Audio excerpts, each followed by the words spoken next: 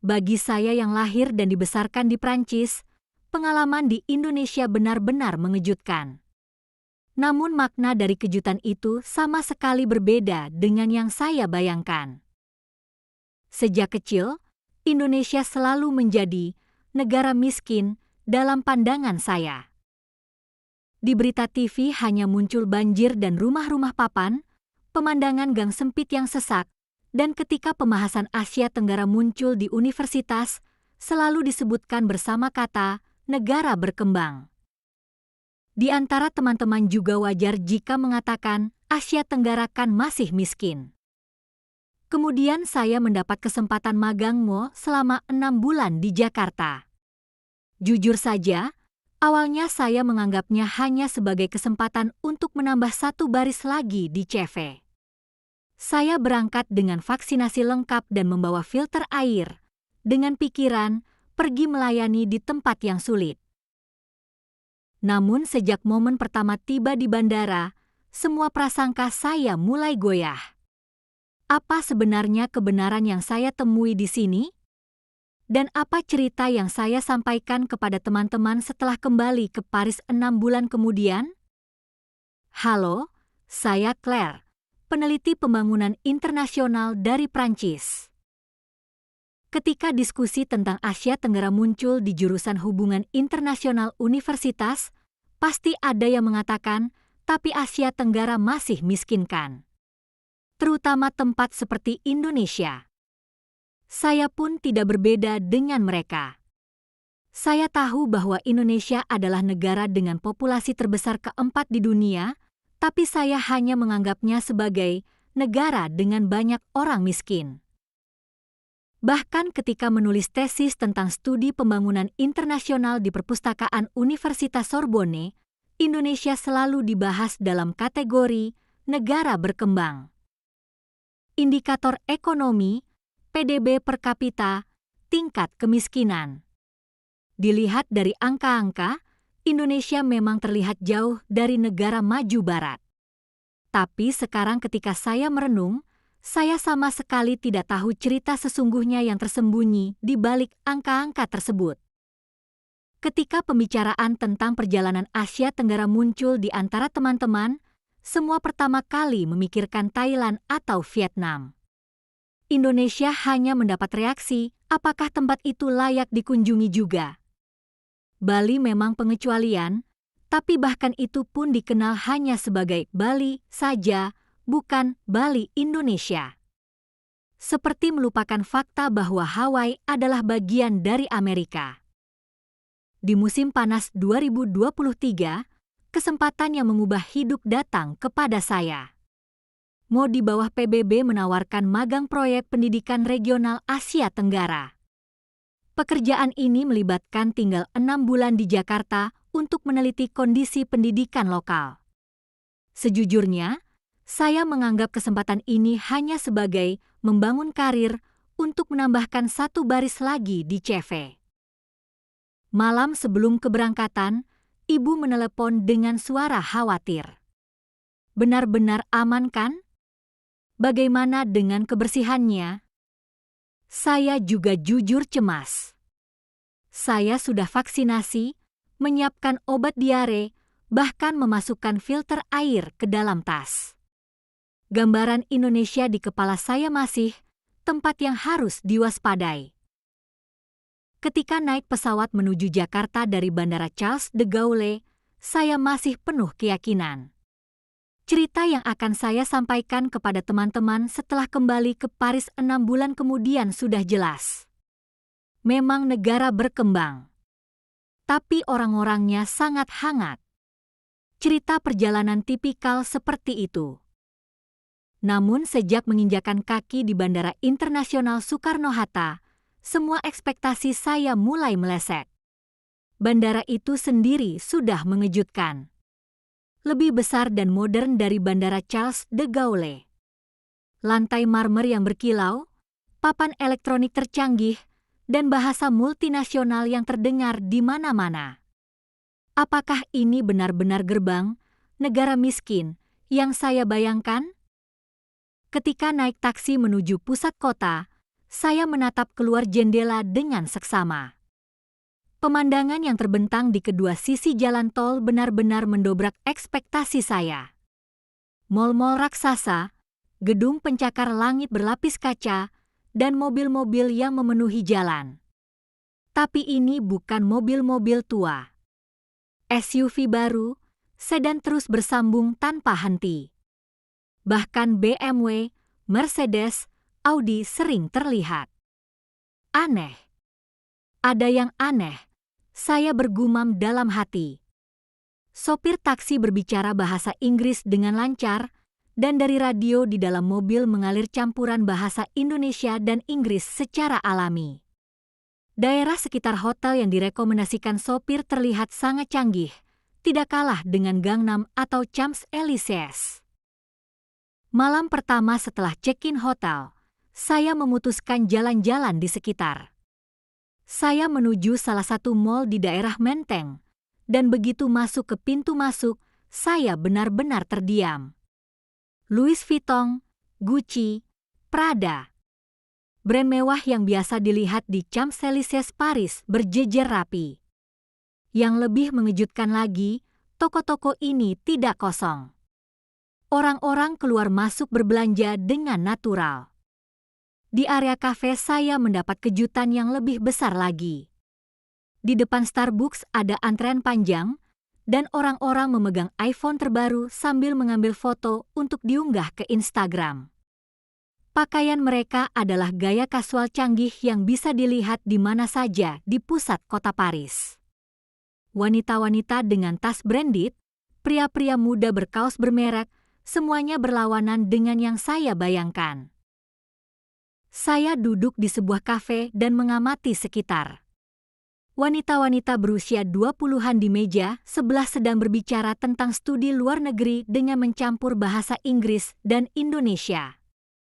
Satu orang berkuliah di Australia, yang lain di Singapura.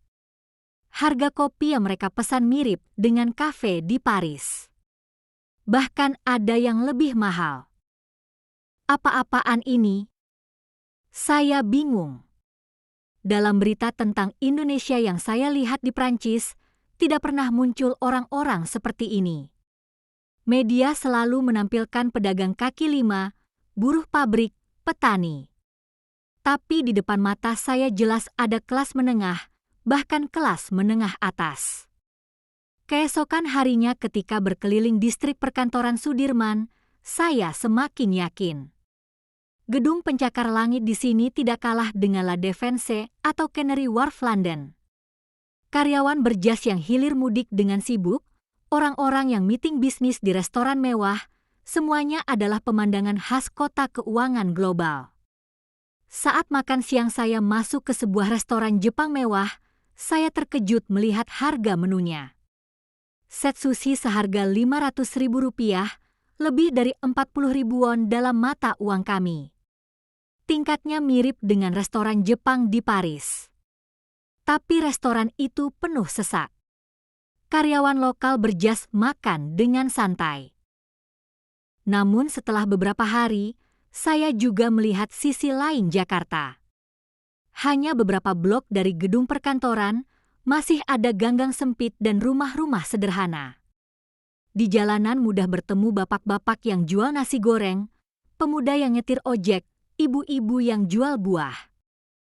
Awalnya saya berpikir ini dia Indonesia yang sesungguhnya.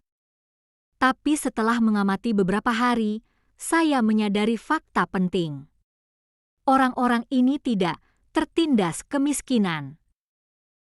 Lihat Pak nasi uduk yang saya beli setiap pagi. Dia mulai jualan dari jam 5 pagi sampai jam 2 siang. Tapi di wajahnya tidak ada keputusasaan atau pasrah. Malah selalu tersenyum ceria sambil bercanda dengan pelanggan.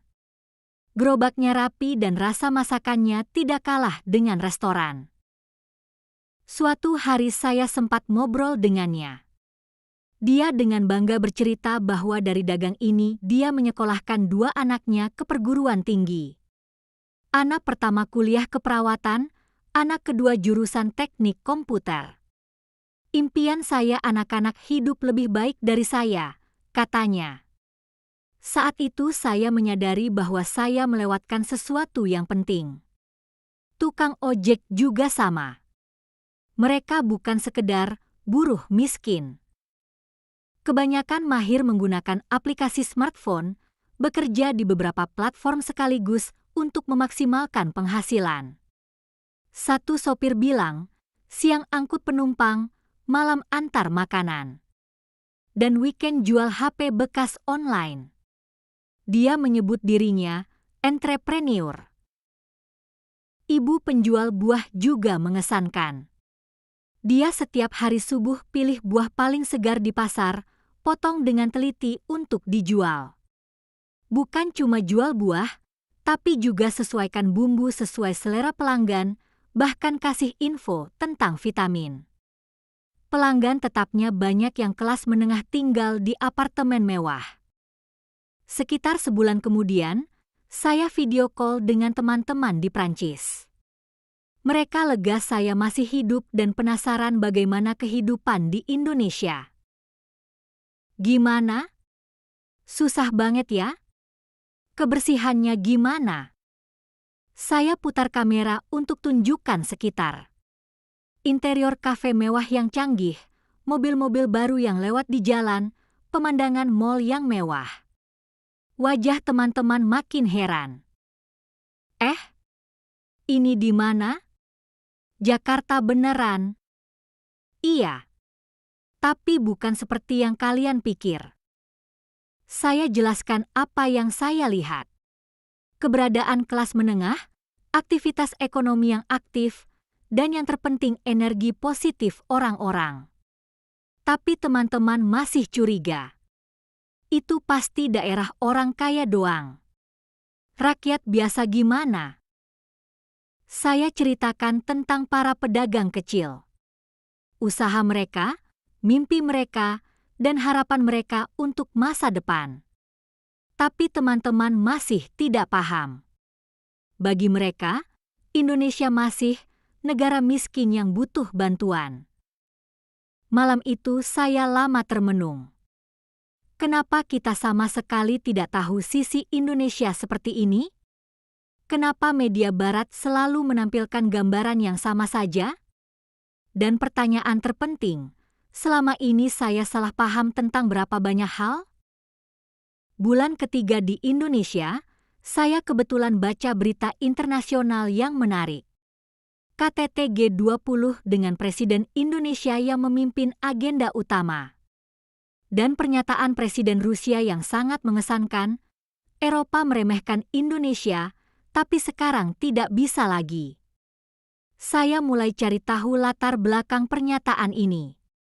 Indonesia sudah menjadi anggota inti G20 dan pemimpin de facto ASEAN. Baru-baru ini juga aktif mempertimbangkan bergabung dengan BRICS.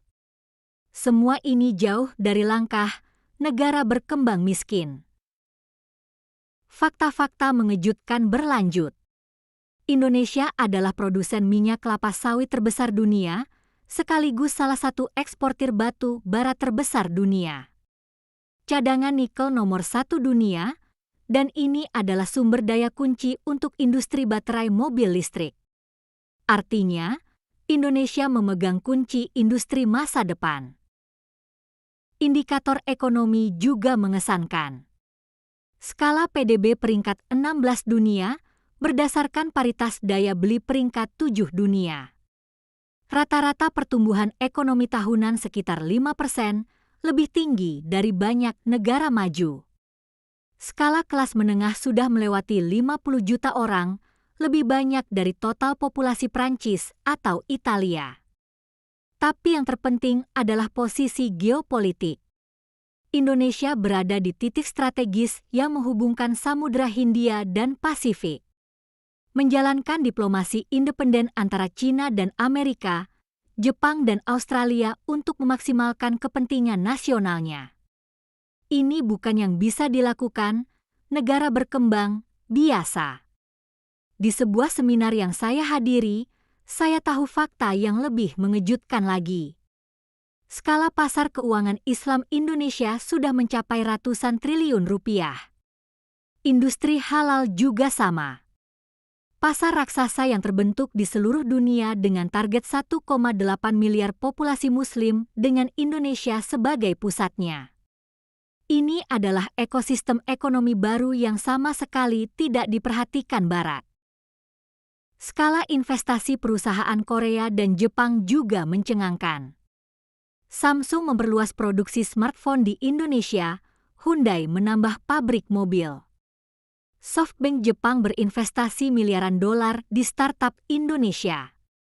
Kalau mereka melihat Indonesia hanya sebagai basis produksi upah rendah, apakah investasi besar-besaran seperti ini mungkin?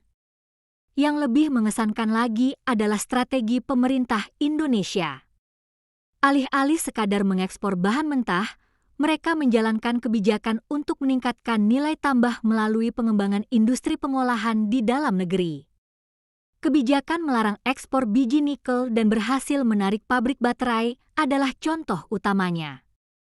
Pemikiran strategi seperti ini tidak bisa dilakukan banyak negara kaya sumber daya.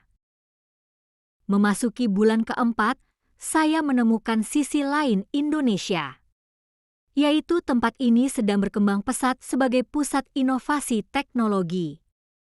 Ketika mengunjungi Cyber City di Jakarta Selatan, kejutannya tak terlupakan sampai sekarang. Di sana puluhan startup berkantor. Fintech, e-commerce, healthcare, teknologi pendidikan, layanan inovatif dikembangkan di berbagai bidang. Salah satunya, layanan dompet digital, OVO, sudah mengamankan puluhan juta pengguna. Ini lebih banyak dari total populasi banyak negara Eropa.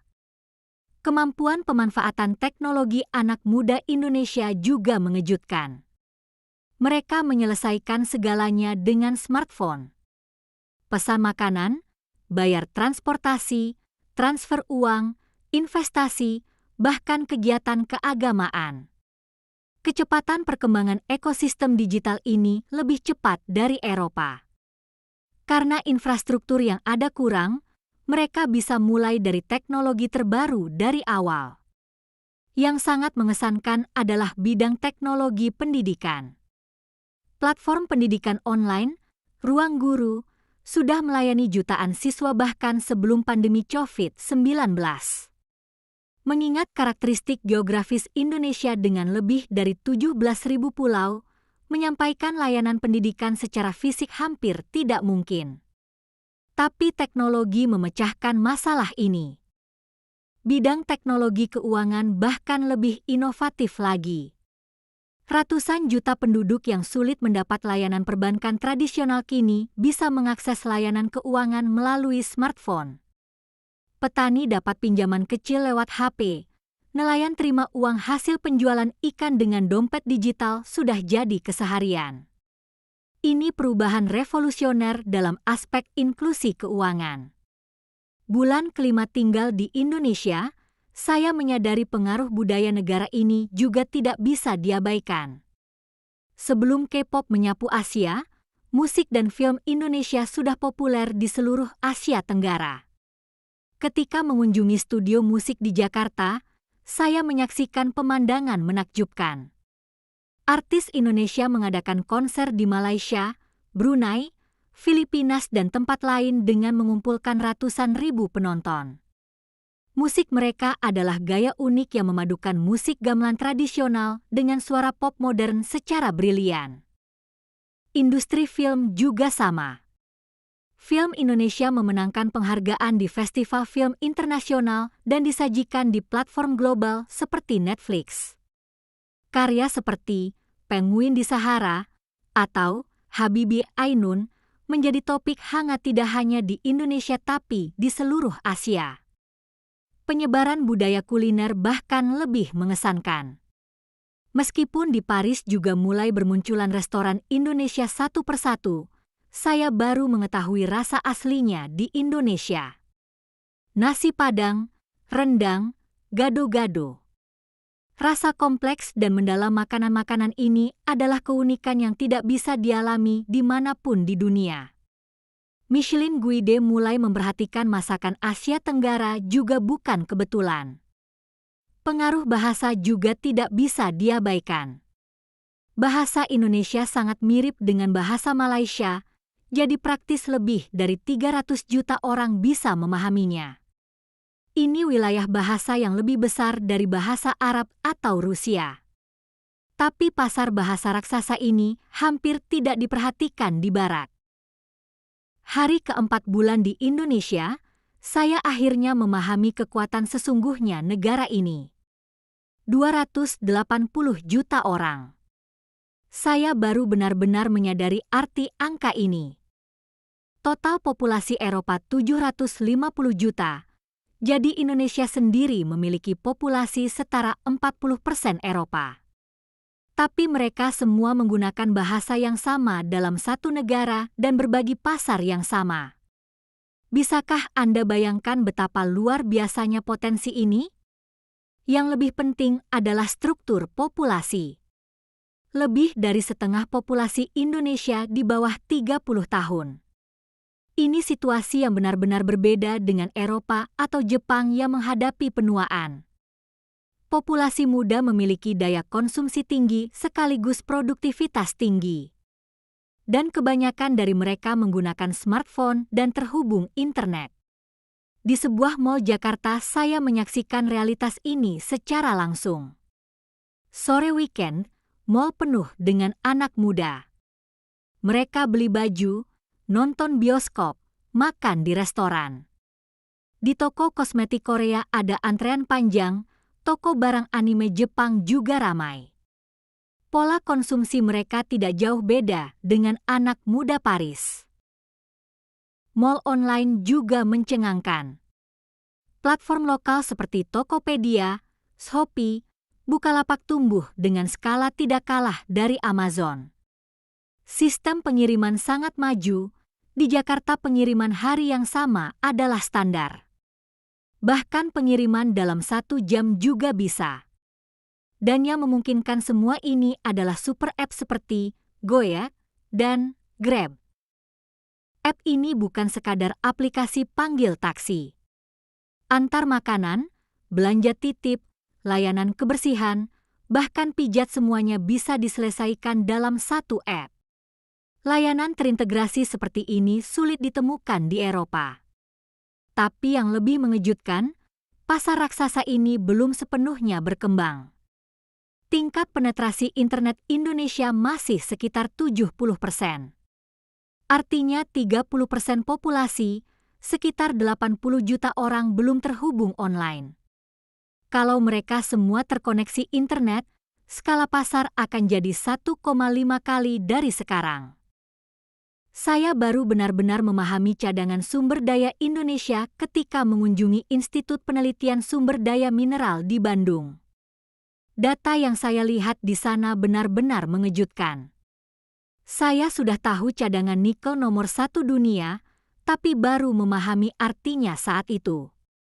Dengan era mobil listrik yang dimulai, pentingnya nikel sebagai bahan utama baterai lithium-ion meningkat drastis. Itulah alasan perusahaan otomotif global seperti Tesla, BMW, Volkswagen berlomba-lomba membuat kontrak pasokan nikel dengan Indonesia. Tapi bukan hanya nikel. Cadangan timah nomor 2 dunia, cadangan tembaga nomor 6 dunia, cadangan emas nomor 7 dunia. Indonesia ada di peringkat atas hampir semua sumber daya mineral utama. Yang lebih penting, sumber daya ini bukan sekadar terkubur di tanah, tapi dikembangkan secara sistematis. Kebijakan sumber daya pemerintah Indonesia juga sangat strategis. Alih-alih mengekspor bahan mentah seperti dulu, mereka menjalankan kebijakan untuk meningkatkan nilai tambah melalui pengolahan primer di dalam negeri lalu ekspor. Kebijakan melarang ekspor biji nikel adalah contoh utamanya. Karena ini, perusahaan baterai Cina, Korea, Jepang harus membangun pabrik di Indonesia, dan hasilnya Indonesia berkembang dari negara pemasok bahan mentah menjadi hub produksi baterai. Industri minyak kelapa sawit juga sama. Tidak hanya memproduksi minyak kelapa sawit, tapi juga mengembangkan berbagai produk turunan seperti biodiesel, bahan baku kosmetik, bahan tambahan makanan. Lebih jauh lagi, berinvestasi dalam pengembangan teknologi untuk produksi minyak kelapa sawit berkelanjutan. Perubahan juga terjadi di industri batu bara. Meskipun ada kekhawatiran industri batu bara akan menyusut karena netralitas karbon menjadi isu global, Indonesia fokus mengembangkan teknologi batu bara bersih dan teknologi penangkapan karbon. Juga meneliti teknologi produksi hidrogen menggunakan batu bara. Salah satu proyek paling ambisius Indonesia adalah pembangunan ibu kota baru. Rencana membangun ibu kota baru, Nusantara, di Pulau Kalimantan menggantikan Jakarta. Awalnya saya pikir ini sekadar pemindahan kota biasa, tapi setelah tahu skala dan visinya, pikiran saya benar-benar berubah. Nusantara tidak dirancang sebagai ibu kota administratif biasa, tapi sebagai model kota masa depan yang berkelanjutan. Kota netral karbon yang 100% dioperasikan dengan energi terbarukan, kota yang menerapkan teknologi smart city tercanggih, dan yang terpenting kota ekologis yang harmonis dengan alam. Ini pendekatan yang benar-benar berbeda dari Dubai atau Singapura. Skala proyeknya juga mencengangkan.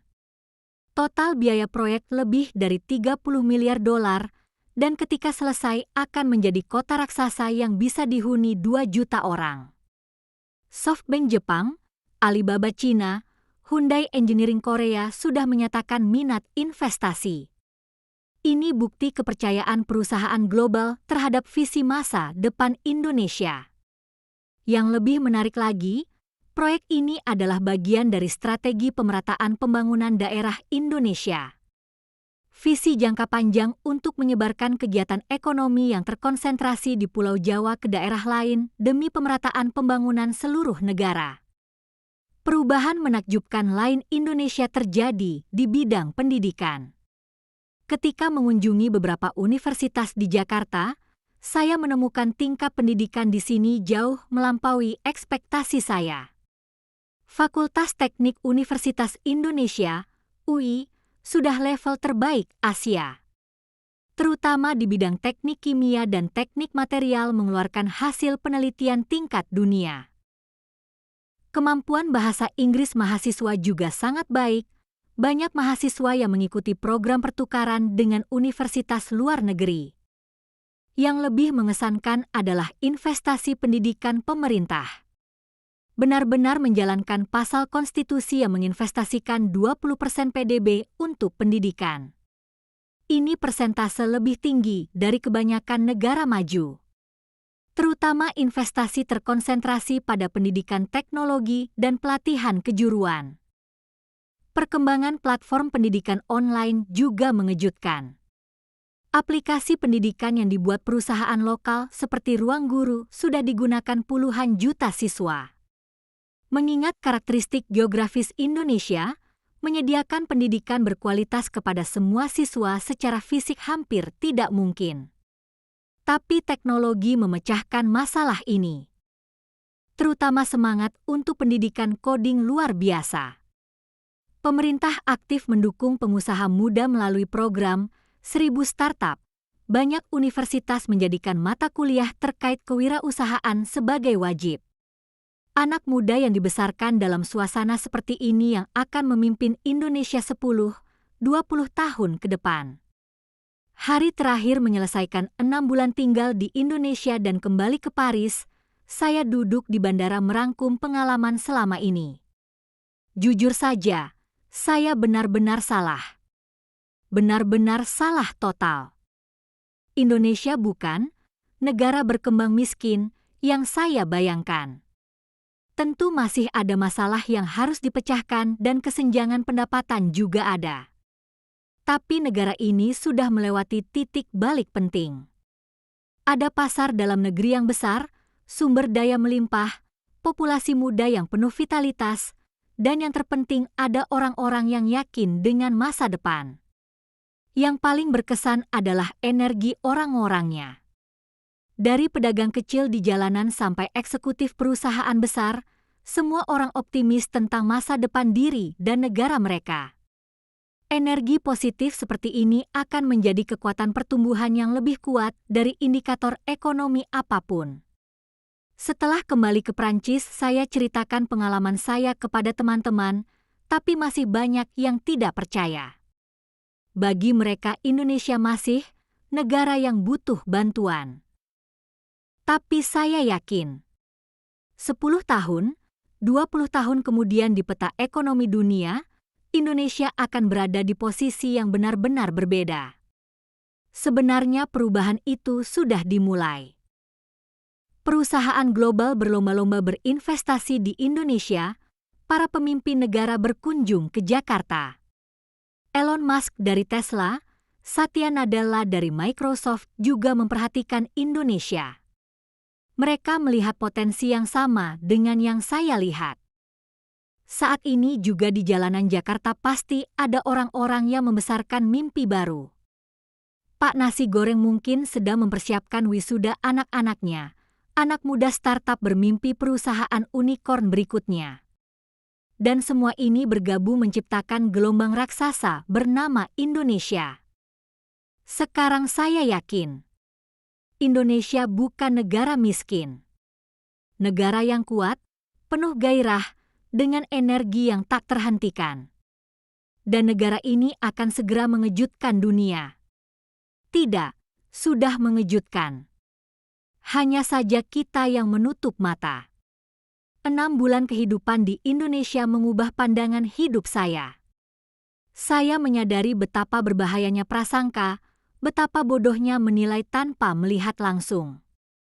Dan yang terpenting, saya belajar bahwa di dunia ini ada tak terhitung cerita menakjubkan yang tidak saya ketahui. Indonesia, saya benar-benar minta maaf karena salah paham tentang Anda. Dan saya mendukung masa depan Anda. Tolong bagikan pendapat Anda untuk masa depan dengan subscribe dan komentar. Terima kasih.